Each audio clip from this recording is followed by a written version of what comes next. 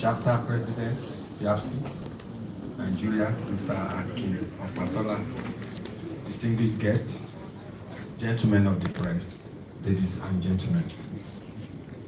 It is an honor to stand before you today at the 2026 Business Day Property and Smart City Conference, themed Property Investment in an Era of Capital Discipline. I commend Business Day Media Limited for convening this important conversation at a time when cities must think more carefully about how capital is deployed. Transparency, long-term returns. Capital discipline is not simply about spending less, it is about investing wisely. Economic value, social equity, and environmental sustainability. For us in Lagos, this moment reinforces a principle we have consistently upheld. Growth must be structured, not speculative. Real estate and property investment remain vital to our economy. The sector creates jobs across the value chain, from architects and engineers to artisans and suppliers, while stimulating demand for local reproduced materials and supporting small businesses. More importantly, disciplined property investment helps close our housing gap, improves living standards, and strengthens urban resilience. However, in an era of capital discipline, investors are no longer chasing short-term gains. They are looking for clarity of vision, predictability of policy, and alignment between infrastructure and development. This is where government must lead. In Lagos State, we recognize that capital discipline must begin with us. We are strengthening planning systems, digitizing land administration, and improving transparency in approvals to reduce uncertainty and transaction costs. We are aligning infrastructure with growth corridors so that road transportation networks, power, and digital connectivity support where people live and work. By doing so, we are creating an environment where responsible investment can thrive with confidence. Our commitment to affordable housing reflects this disciplined approach. Through public-private partnerships and innovative financing models, we are promoting mixed income development that are both socially responsive and commercially viable. We believe in affordability and profitability are not opposites. They are in partners in sustainable growth, urban growth. As we discuss property investment, we must also recognize that the cities of the future will be smart, resilient, and data-driven. Smart city initiatives in Lagos, including intelligent transport system, digital mapping, and data-informed urban planning, are not about technology for its own sake. When infrastructure is smart, capital works smarter. Equally important is our commitment to sustainability and climate resilience. Lagos is advancing flood mitigation, coastal protection, and green infrastructure while encouraging energy-efficient building practices. These measures are not merely environmental choices. They are safeguards for investment and insurance for the future of our city. Distinguished ladies and gentlemen, this year represents the final full year of our administration. It is a moment of reflection, but also of consolidation.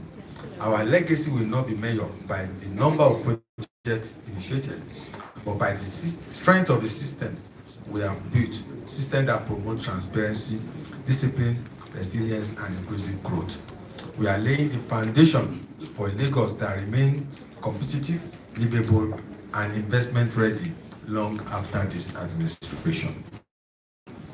Let me assure you, Lagos remains one of the African most compelling property investment destinations. Our population growth, entrepreneurial energy, and economic dynamism continue to drive demand. But demand alone does not sustain growth. What sustains growth is structure, what attracts investment is stability, and what guarantees return is discipline. I therefore urge all stakeholders, developers, financiers, regulators, and urban planners to see discipline not as a constraint, but as the foundation of sustainable prosperity that will ensure that we continue to build cities that are smarter, investment that are wiser, and a property market that is stronger for generations to come. Thank you, and I wish you a productive conference.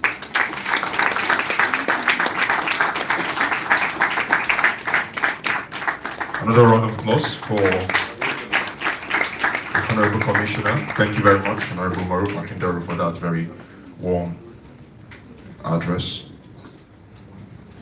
Right now, we'll take a presentation. We'll take a presentation from My Ace China, the founder and CEO of the Mayor of Housing Limited.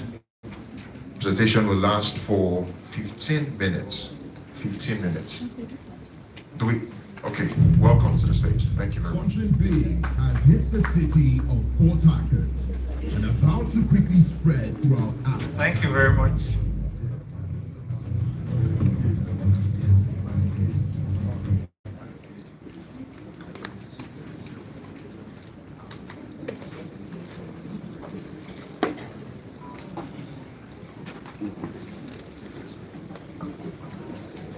I would like to stand on the existing protocol because I don't know the protocols that were established.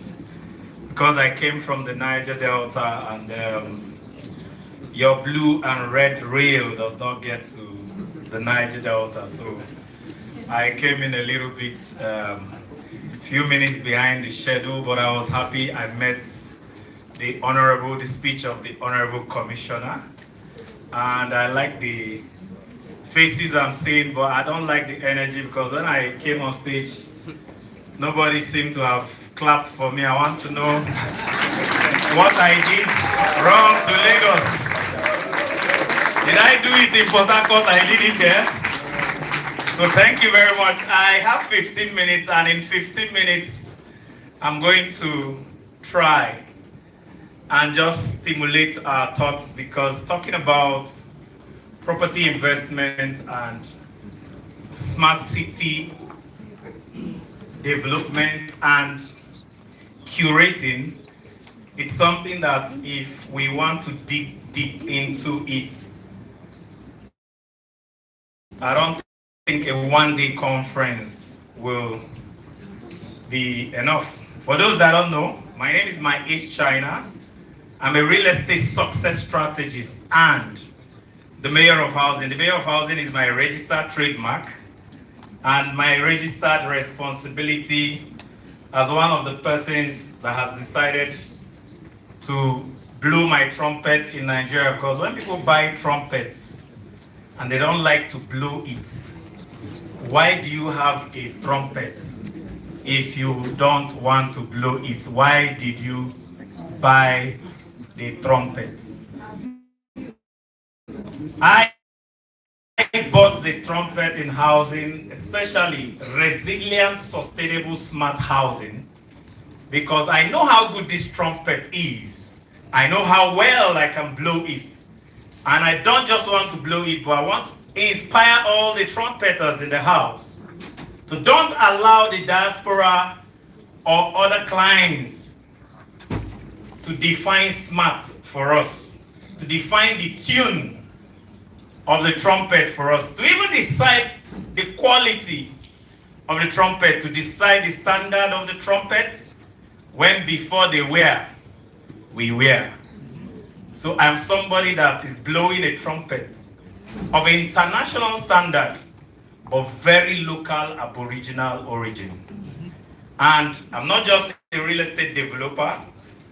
I call myself a strategic urban resilience architect. Because here at the Mayor of Housing, we don't simply build estates, we design resilient urban systems for Africa's future with Africa's past and history embedded in the transition and renaissance of that future. Our work integrates both climate, smart infrastructure, energy independence, because for those that understand smart, the energy of thought is more important than thought. And that's why when you hear of AI, their data centers and the energy they consume is more important to the backbone of AI than AI itself. So energy independence is very important for us. Strong government and governance framework, economic clustering and economic viability, because cities must not just house people. Driving through to this place, I saw the popular 1004, and I was telling my assistants that this used to be one of the most popular buildings in Lagos. I hated using that adjective, used to be. When can we have a 1004 that will be one of the best places in Lagos and will be that for the next century? Those are our thinking and those are our thoughts. And please, somebody can just volunteer. Once it's 12 minutes, wave, and I'll round this up because I have the content, the capability, and the passion to speak on this for the next 15 years instead of 15 minutes, and I can still do it in 12 minutes. So we are here to engineer your next thinking. If you see the first slide in my presentation, it talked about stimulating simple, sustainable, smart cities. I'm here not to give a presentation. I'm here to stimulate your thinking, and I'm hoping the thoughts I stimulate in these 12 minutes will be able to precipitate through your rumination on those thoughts perpetually smarter property investment procedures and thoughts that will re-engineer a city that is truly smart and truly African smart. So before I go into some things, I just want to quickly browse through. I'm here to just ask questions put on us by somebody who lived in Africa that developed it because it is called technology. Is it smart? I thought you guys forgave me for what I did. I asked the question, is that smart? If it just has to do with electrical gadgets and electronic gadgets that open and close, obey commands, but require an energy framework that we don't even have. But we deploy them because we hear some people create the narrative that that is the trend. Is that smart? If it is developed in such a way that 98% of our markets lack access to it, is that smart? I'm not very smart, but I am an Igbo-thick prince of the Niger Delta. My Igbo is so thick, if you put it in water, it will turn to Agidi. And the Igbo man will tell you, if he does not sell, it's not business. We are caught up in a transition period of the conundrum between scarcity and demand, where we think because of the scarcity of sustainable smart housing in Nigeria, the dire scarcity creates a pseudo demand for the few people that are delivering that product to confuse us that we are doing well. But the 95% confidence limit shows that if 95% of people cannot access it, we're not doing well. So I know I didn't read marketing in school, but all Igbo people know how to sell. And all Igbo people might have what they call in Igbo, Oro Igbo is salary. Oro Igbo is selling in the shed. So my shed, I learned 3 things called the window of marketing: availability, visibility, and accessibility. So if they food it, steal it, or mine it, everything in this hall, this mic I'm using, the clothes you're wearing, the food comes from the earth, and we call it real estate. And one of the people that have earth that they know what to do with is Africa. Is it smart to use cement that we have no control over, or to go back to find out the full potentials of clay? That the Egyptian pyramid was built with clay, and they are still standing as a testament that a little stimulation of our thinking. Sometimes the difference between innovation and obsolete might just be 1% improvement into what was. So when you hear innovation, don't think you need to reinvent the wheel. You just need to find out what works or what worked. Find out why it worked. Adapt it into our contemporary time and make it trendy again. And if to work with accounting the basic needs of the time, it will now sound like a smart innovation. I would have gone through all the academic presentation and the slide, but we'll just come here and I'll bamboozle you with my presentation. But I want to stimulate your thoughts for you to bamboozle yourself with your thoughts. Mortgage and thrifting, which is smarter? Mortgage, you know the word mortgage has to do with mortality and gauge or cage. So it means death for life. I was born, or death until death. That sounds better because death for life, you may not be alive to pay the debt. And death and death sound similar because I have a quote that says they sound alike because bad death will bury you, while good death will bury your taxes. So death and thrifting. Please, I have 3 more minutes to round up. If Yoruba, Igbo, Hausa, Ijo, any tribe of Aboriginal Nigerian origin that had any mortgage system where people acquire things and then pay later, aboriginally from your culture, raise up your hand. Any tribe that people do contribution, age grade, and then do Ajo, Esusu, Isusu, and people thrift to achieve a target, raise up your hand. So if I offered you thrift housing and offered you mortgage, which is smarter based on Africa?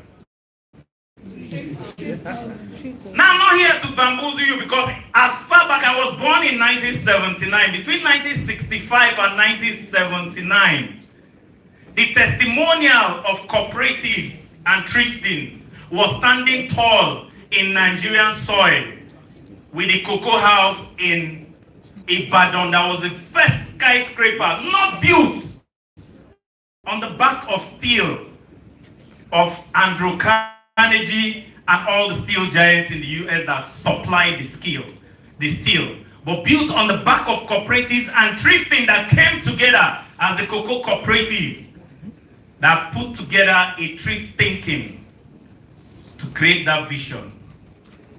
And I leave us with one thinking because I promised myself I won't speak for 15 minutes. So when they gave me 5 minutes more, I laughed. I said, I'll do 2 minutes more. The thinking is this: the only thing that has strengthened God, the Creator. I'm a very God-fearing person.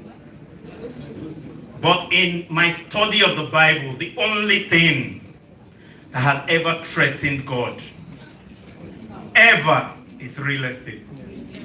But not real estate dumbly done on the back of disintegrated, all scattered, all individualistic, all no policy, no unified policy. But there was a thinking that the Bible, God himself admitted that his greatest creation created a superlative creation called the supermind.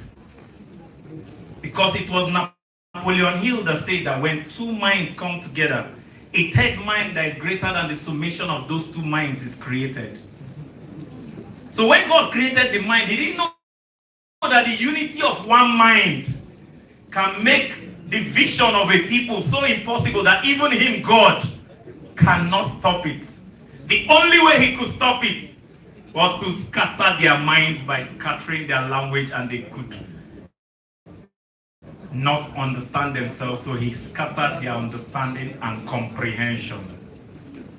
I'm hoping today with these thoughts, not only will I galvanize us to start thinking again, but maybe through the commissioner and His Excellency is representing, maybe through Business Day, we can begin to have a pool of minds that one day, one beautiful day, we'll go back and become like our ancestors that realized long time before I was born that the best competition is collaboration. And the greatest collaboration is the collaboration of thinking that will not only make our cities smarter, but will make them more resilient. That day, I hope, will happen in my lifetime. Thank you very much.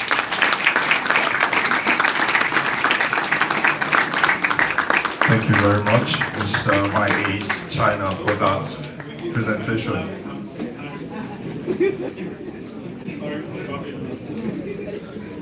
We would like to recognize the presence of the Permanent Secretary, Office of Physical Planning, Lagos State, Engineer Olumide Shotire. Are you here, sir? Welcome, sir. Thank you for being here. Thank you, everyone, for being here up till now. We have a couple more things to do, but I assure you that none of the value that is going to come out of the next few sessions would be missed. You do not want to miss any of it. Please exercise some patience. We've heard about patience a lot. Please, let's start practicing from now.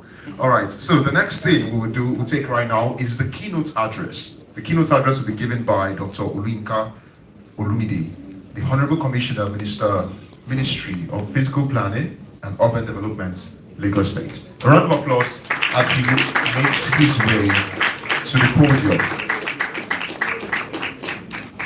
Thank you, sir.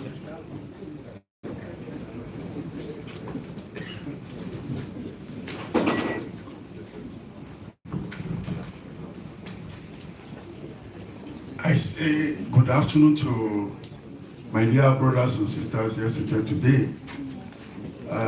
I also want to believe that a very good protocol is already established, for which I would also like to rest upon.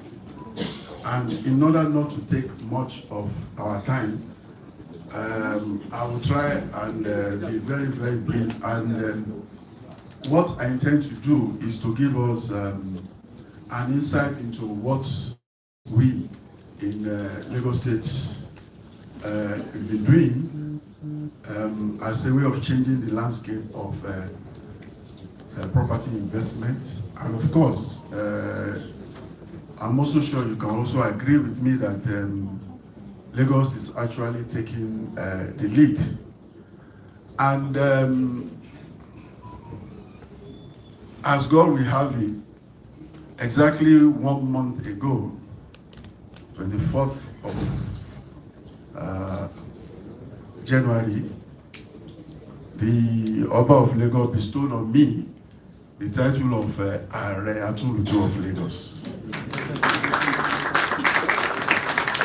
And today's event is going to be the very first outing for me. After that, I too. And if you want to clap, clap. On that day, Kabiyesi said 6 of us were given title that day, and he said, of the 6 people, you can quote me authoritatively, the other will confirm me. The other 5 had to lobby.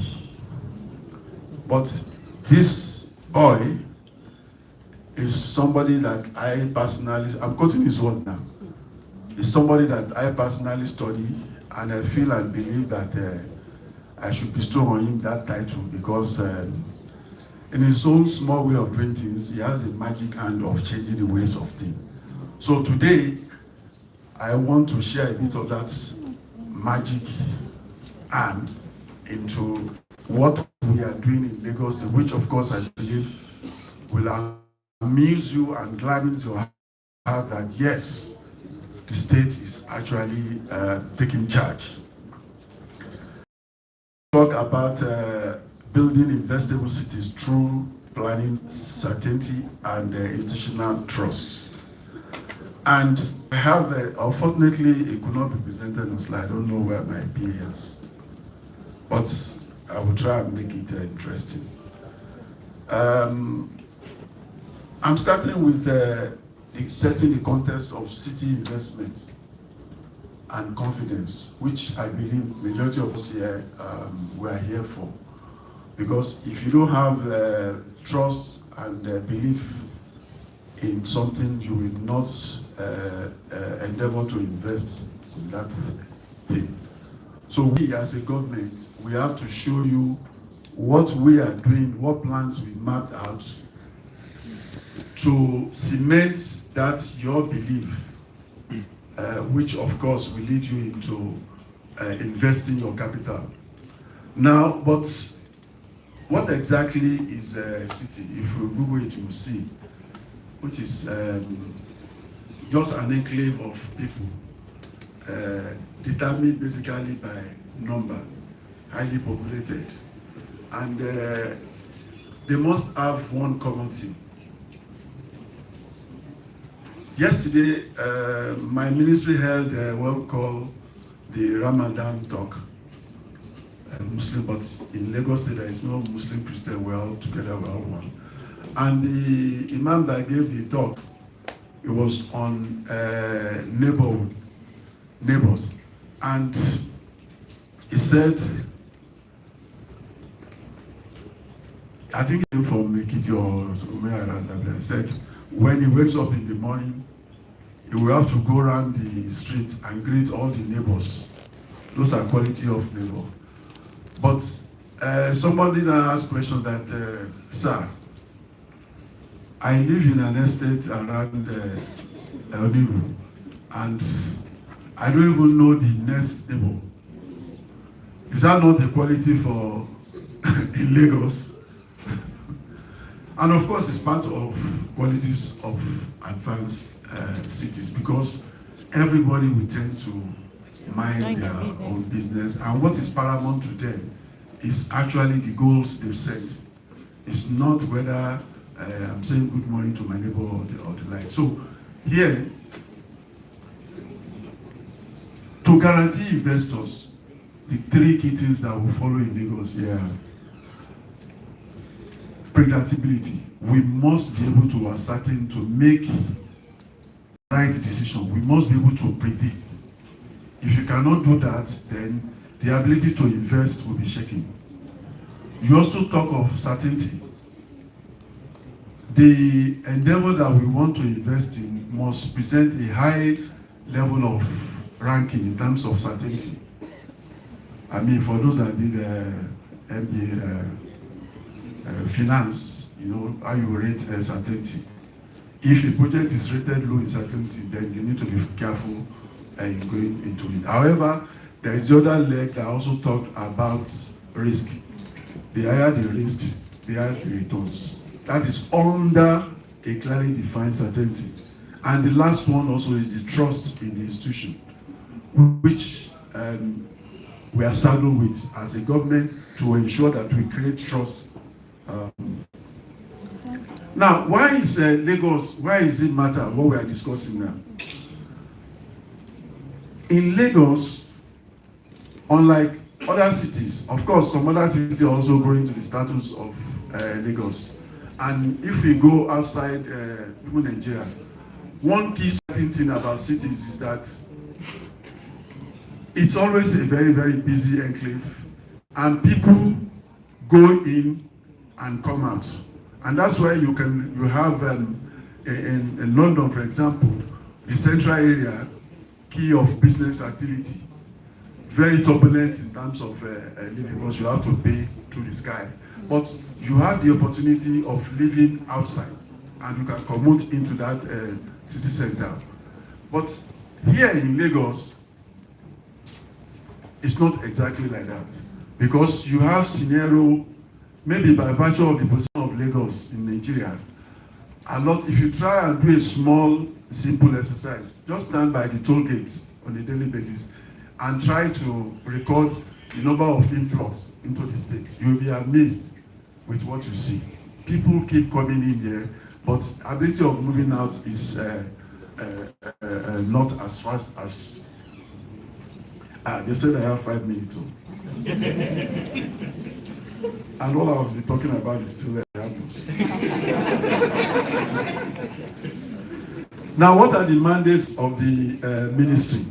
We have the responsibility to develop, to coordinate, and enforce spatial planning framework. That's our responsibility. And we also ensure orderly development through effective use, where we come out with our various operating development. We are also saddled with the responsibility of promoting sustainable growth that supports socioeconomic prosperity. And this can be seen from the preparation of a master plan, model city plan, and development guide. I make bold to say that Lagos State, it's about the only state in Nigeria that is, even Abuja inclusive, that is constantly reviewing their operating development plan, because that is what guides all the developmental efforts that we have. Just recently, we are now trying to have a comprehensive master plan for the whole of Lagos State, in such that we want to bring all the master's plan that we have, we want to bring them together as one single unit, where, for example, you can say, I want the drainage routes of the state. You freeze everything and you see all the drainage routes of the state. Development plan as instrument of certainties. Of course, with the plan, like they used to say, not planning at all is also plan. Because if you have an exam and reading for the exam is planning, so if you don't read, that means you're also planning to fail. Meaning that there is nothing we can do in life without plan. And in Lagos State, we have our plans, the sectoral plans that guides our transportation, the housing, and the economic priorities. One of the earlier speakers did talk about plans in Lagos. Like you have Atlantic City. It's not only peculiar to Lagos, it's all over the world. The major city center is somehow difficult for low-income earners to reside. One way out of it is to invest heavily on your transport logistics, whereby, like we're doing in Lagos, you have the blue line, the green line, the red line. We have 7 of them. We're on the 3rd one now. The essence of this is to enable people to commute on a daily basis within a short period of time, that you can live in Songo where your salary can afford and able to work in a city center like Semis. Institutional trust. These are pillars of development. And what we do in Lagos State, we have the agency that are responsible for all the developmental effort. Of course, the fiscal planning comes out with the plans, which guides the whole development of the states.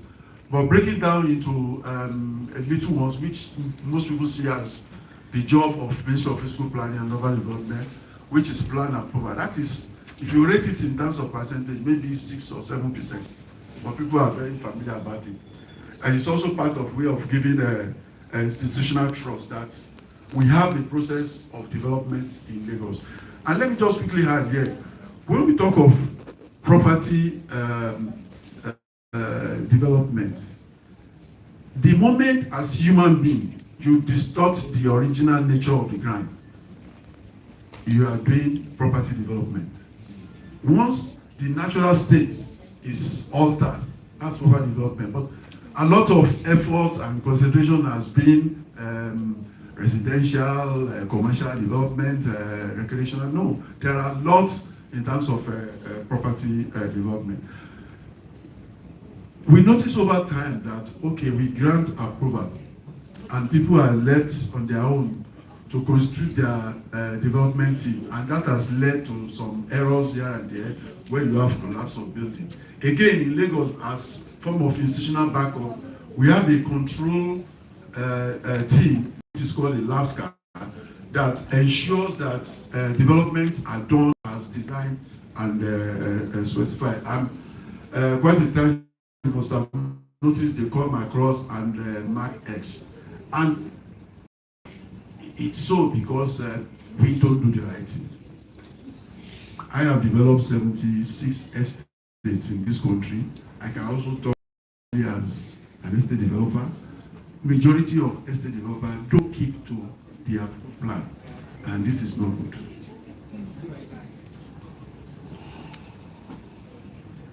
Planning certainty.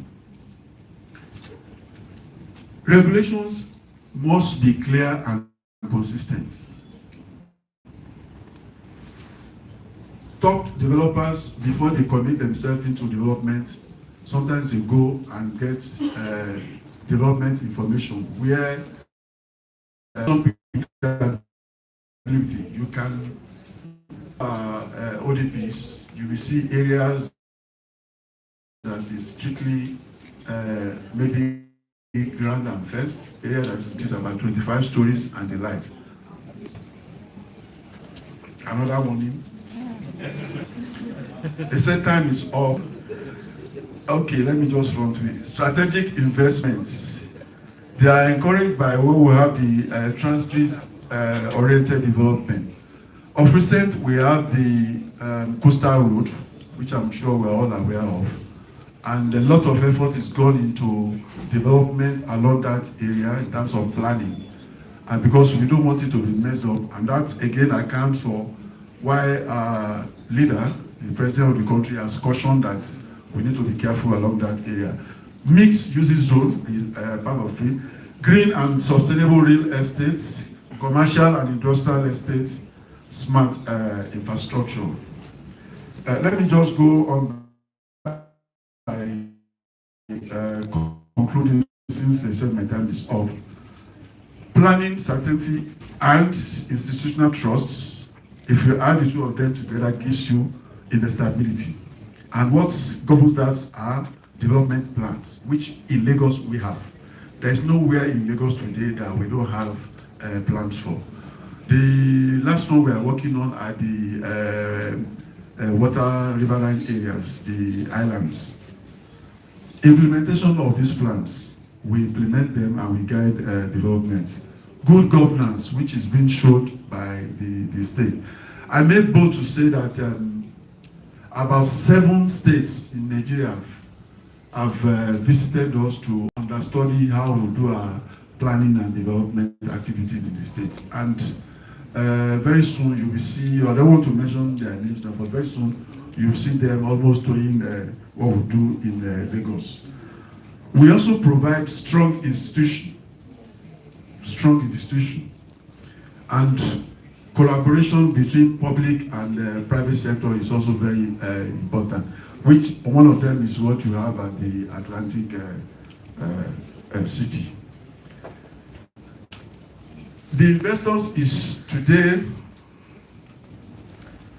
Lagos is open with planning certainty and institutional trust for your best investment. This I guarantee. Let's build cities that work, cities that thrive, cities that attract capital, cities that take care of people.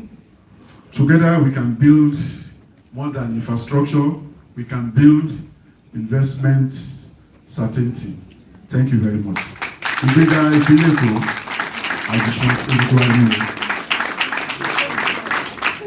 Thank you very much. Can we give him another warm hand? That was a very insightful presentation from the Honorable Commissioner, Ministry of Planning, Physical Planning and Urban Development, Lagos State.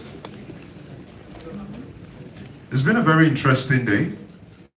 You would agree? How many of us are having fun? Okay, how many of us have learned a thing or two? All right, I'm sure our notes are filled up. Well, you know what they say, with great power comes great responsibility. And indeed, from the lineup of speakers that have spoken so far, we can see that they've walked the walk, and they are ready to talk the talk. Speaking of talk, we have fireside chats up next. The fireside chat will be moderated by Mr. Ayodeji Odeleye, the Vice President, FIABC Nigeria. Can we welcome him to the podium with a round of applause? And then the person he will be chatting with is Mr. Okereke Bright, who is the co-founder and COO of Flinks Realty Limited. Can we also welcome him with a round of applause? Unfortunately, we don't have fire, but I hope that the fire burning in our hearts will suffice.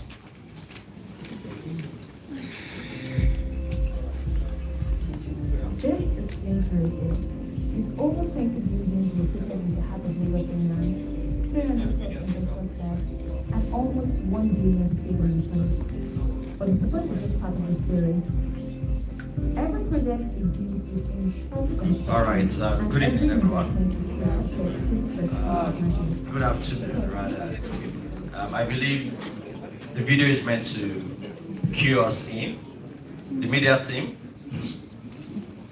Yes, okay, please. Let us all gaze on the screen. Okay.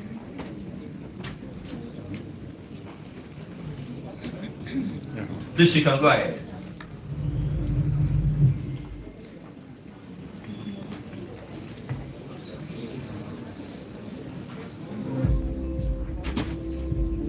This is Flinks Realty. With over 20 buildings located in the heart of Lagos Mainland, 300 plus investors served, and almost 1 billion paid in returns.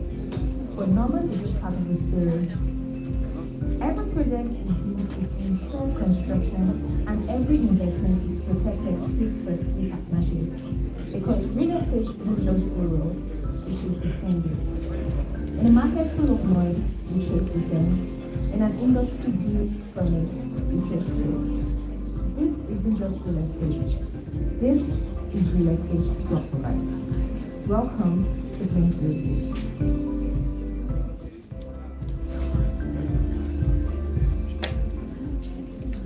All right, this is a round of applause for Flinks Limited. I'm standing on the existing protocol, and I want to welcome you once again to this wonderful session. I'll just go straight to our question because I've been told we have 1 hour.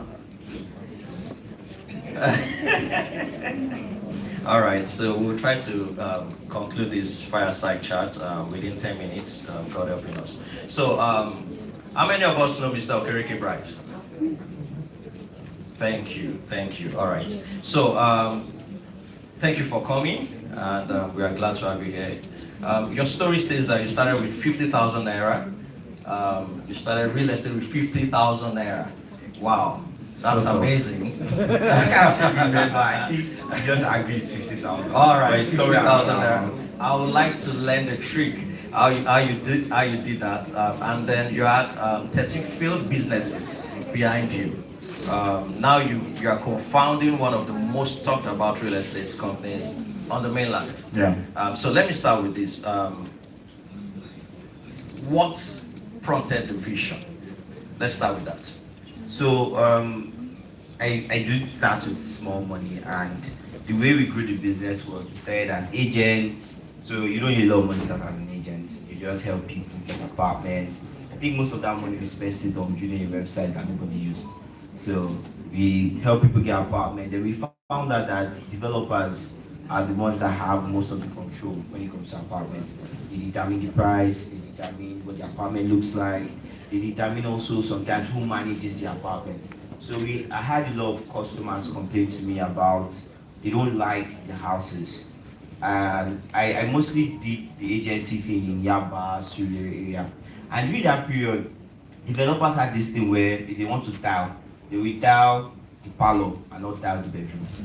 And sometimes they also choose where they put doors and where they don't put doors.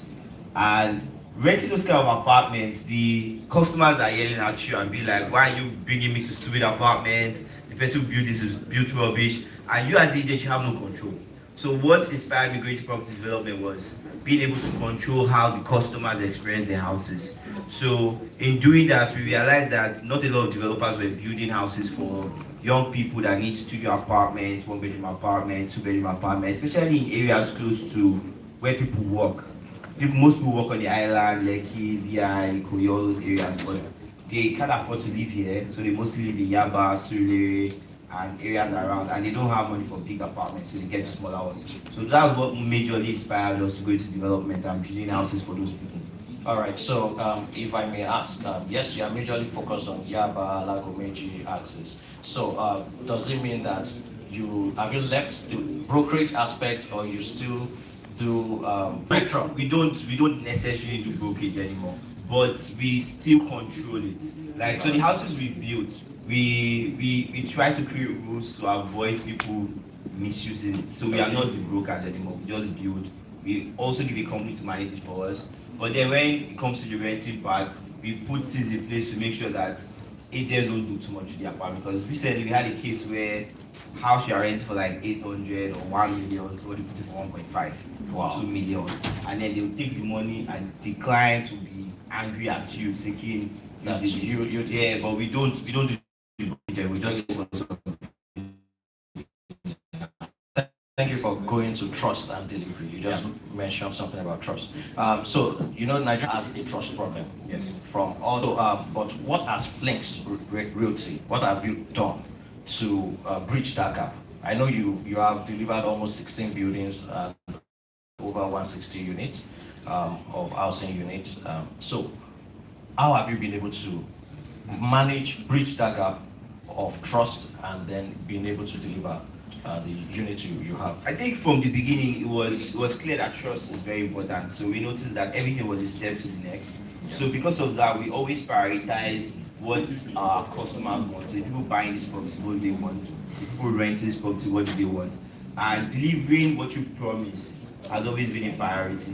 So we made sure at every point that took center focus. Even when we had cases where in 2022, 2023, when the inflation was going crazy, we had to forgo a lot of profits during that period because we didn't want to go back to customers and say pay more.